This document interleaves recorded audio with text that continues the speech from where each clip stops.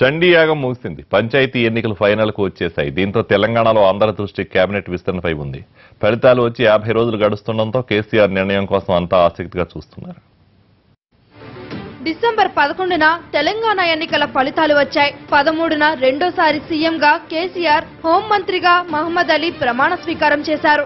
ఆ తర్వాత తొలి అసెంబ్లీ సమావేశాలు కూడా జరిగాయి. మంత్రివర్గం మాత్రం కొలువు తీరలేదు. స్పీకర్ మధుసూదనాచారి ఎన్నికల్లో ఓడిపోవడంతో కొత్త స్పీకర్ను ఎన్నుకున్నారు.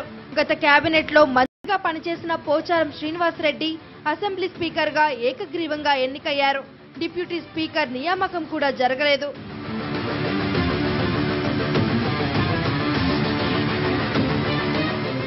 గత అసెంబ్లీలో డిప్యూటీ స్పీకర్ గా పద్మా దేవేందర్ రెడ్డి పనిచేశారు. ఈసారి కూడా పద్మా దేవేందర్ రెడ్డి ఎమ్మెల్యేగా గెలిచారు.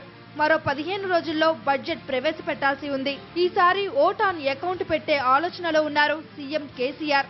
ఆలోగా మంత్రివర్గం కొలువు తీరుతుందని అంచనా. ఈసారి ఆర్థిక మంత్రిగా ఎవరనేది కూడా సస్పెన్సే. గత అసెంబ్లీలో శాసనసభ వ్యవహారాల మంత్రిగా హరీష్ రావు చేయగా ఈసారి ఎవరుంటారన్నది కూడా తేలలేదు. గత కేబినెట్ లో ఉన్న 4 మంత్రులు ఈసారి ఓడిపోయారు. తుమ్మల, జూపల్లి, చందూలాల్, మహేందర్ రెడ్డి ఇంటిదారి పట్టారు.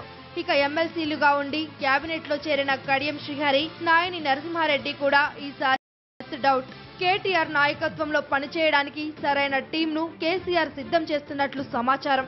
రెవెన్యూ, మైనారిటీ వెల్ఫేర్ శాఖను చూసిన మహమ్మద్ అలీ తాజా కేబినెట్ లో హోంమంత్రిగా బాధ్యతలు తీసుకున్నారు. ఒకే స్వభావం ఉన్న శాఖలన్నింటినీ ఒకే మంత్రి కిందకు తీసుకొచ్చే ప్రక్రియ ఇప్పటికే దాదాపుగా పూర్తయింది.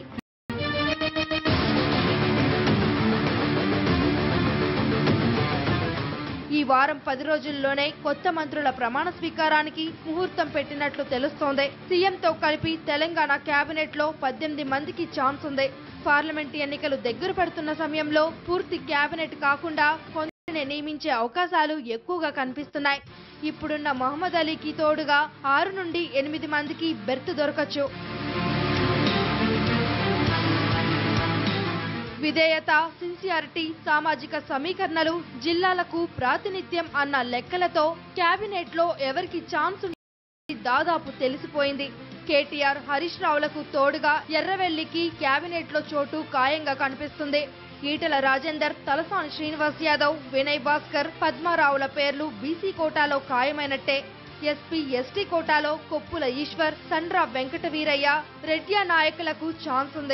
సింగిరెడ్డి, నిరంజన్ రెడ్డి, ప్రశాంత్ రెడ్డి, జగదీష్ రెడ్డి, పల్లా రాజేశ్వర్ రెడ్డి, లక్ష్మారెడ్డిలకు రెడ్డి కోటలో దక్కే అవకాశం ఉంది.